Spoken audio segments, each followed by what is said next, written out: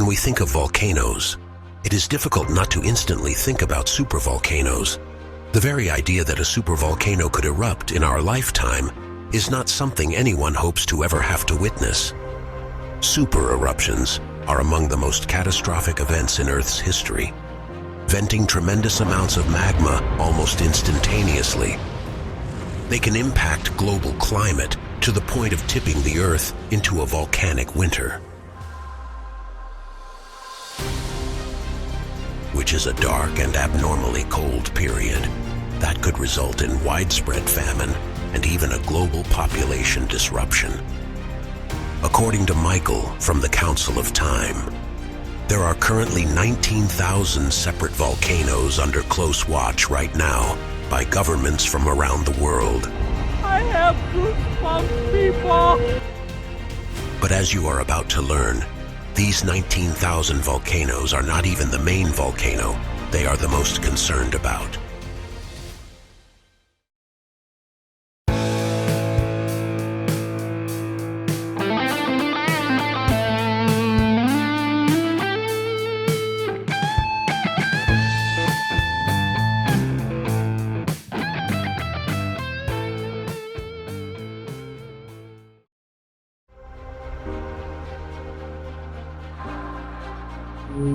Recognizing the end times and understanding exactly what is to happen during the end times is crucial to enduring these times when they come. Let me describe something to you that you'll probably see one day. Now, don't get frightened either, because it's just the way things are. One day you're going to wake up, and it's going to be very dark outside, very gloomy. It won't be by rain clouds. It'll be all over the earth, save for probably the extreme north and extreme south, all over the earth. Day after day, it'll be a pretty nasty environment. Over the years, foliage will die. Disease will also run rampant due to a lack of UV light. You know what would happen if UV light stopped penetrating the atmosphere? Plagues would break out the next day. Bacteria and all those nasty little critters would grow at an accelerated rate. In the absence of UV, viruses thrive at about, I think it's about 500%. They also become quite lethal. Your immune system is instantly compromised, and there's no way you can get your hands as clean as what you want them to be. That means if you made a sandwich and set it out on a table without UV, you could eat that sandwich 1 minute later and die of salmonella poisoning. That's how much could multiply on that. So it's a pretty nasty environment, right? I'm not looking forward to that time. But I know that time is going to be here before the rest of the stuff gets here. That means all you guys, unless you have already passed, you're going to be right there in that environment, right? The Bible is very specific in what it says, that this person of perdition is going to be revealed to all of us. Well, prior to the coming of this person, reading the totality of the Word of God, conditions here on earth are going to degrade before he gets here. Do you know that? Before he gets here. Before. Even right now, you guys know that volcano I often talk about. Starts with a T. Do you guys know what it is? Tamu Massif. One of the biggest volcanoes in our solar system, right? Most of the world's largest volcanoes bear features that are so clearly visible that they have been known and recognized for hundreds of years, with just the one exception, Tamu Massif. Tamu Massif has a footprint that covers more area than any other volcano on Earth. It sits at about 120,000 square miles, roughly an area about the size of New Mexico. It also has a larger mass than any other known single volcano on Earth. Tamu Massif is an underwater volcano located in a remote part of the northwestern Pacific Ocean, about 1,000 miles east of Japan. Its summit is over 6,500 feet below sea level. they will not acknowledge that because it's a security risk. Do you know why? It will cause a great panic. If too many people began to look into Tamu Massif, they would never look at Yellowstone again. Yellowstone, right, is a teacup with one coal in it compared to Tamu Massif. And Tamu Massif is active, and it has been for a while now. It was only discovered, you might as well say, a few years ago. And it is the largest known volcano on the face of the earth. You could put Texas inside that thing, and it'd swallow up some more, right?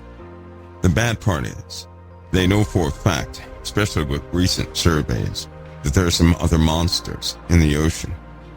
They're becoming frustrated because they can't pinpoint them. They already know they're active because many of the sensors are destroyed. The USGS forbids anybody to start talking about Tamu Massif. Did I say no? Oh shit! Say it again. Say something else. Oh, say something else. And have you noticed with all the volcanoes on the internet, you don't see Tamu Massif, do you? You don't see it. You don't hear about it. You hear about Yellowstone, you hear about all these other volcanoes, right? Those are manageable, by the way. If Tamu Massif blows, well, that's it.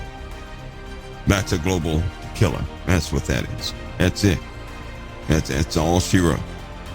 And they even admitted in their own survey, and I found that interesting, that 1/3 of everything in the sea would die from that thing if it went on. And we're talking not a full eruption either.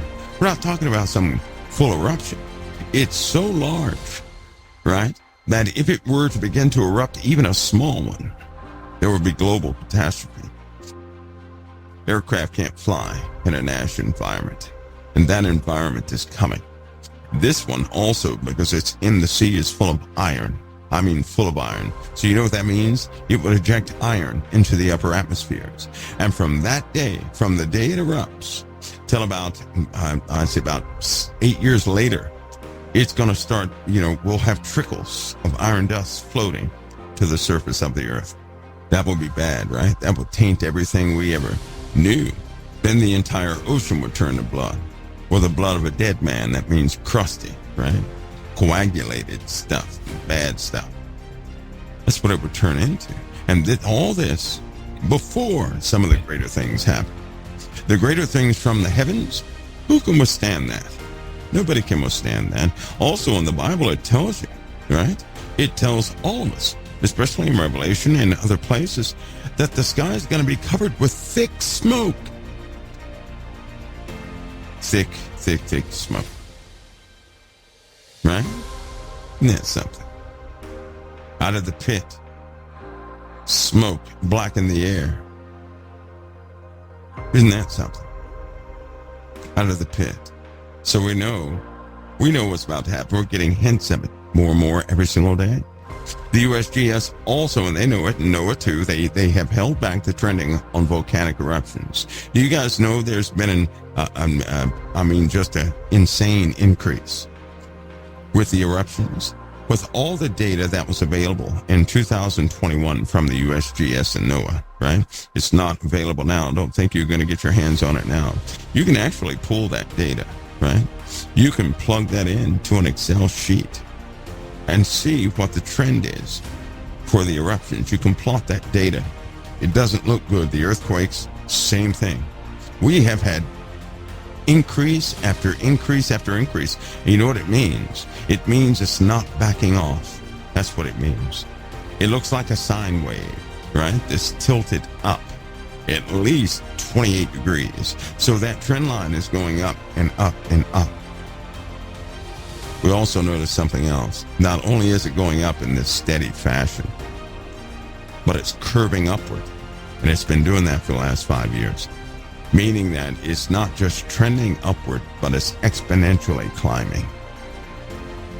They had a news conference twice, right? And they said out of their mouths, we see no indication of greater eruptions taking place, and there have already been. That makes no sense. But I know why they did that. Right? I'm not the only guy. There's a lot of folks who saw that memo. It was imperative that they never have that published. See, they don't care if you know it. They don't care if I know it. They don't care if anybody else knows it. But they care if it's published.